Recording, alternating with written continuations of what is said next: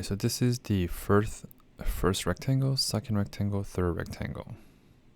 So do you see how compared to the rectangle number, if this is 1, this is 3 and 4, 2, 4, 5. So this is just 1 plus 2, and this is 1 plus 3. This is also 2 plus 2, right? So note that that is a term number. And 2 plus 3. Okay, note that 2, 2, 3, 3 stays the same. Same here, right? This is 3 plus 2, right? And then 3 plus 3. So the fourth one,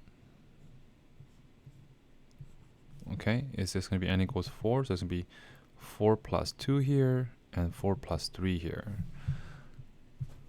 So the area is 6 times by 7. So 42 centimeter squared.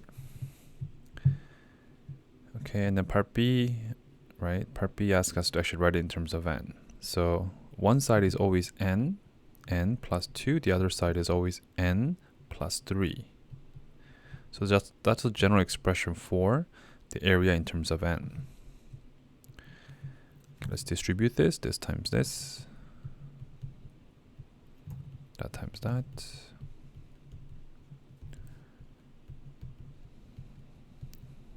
Okay, and then the 28th, area of the 28th. I actually like using the factor form better. So 28 plus 2, 28 plus 3, that's 30 times by 31.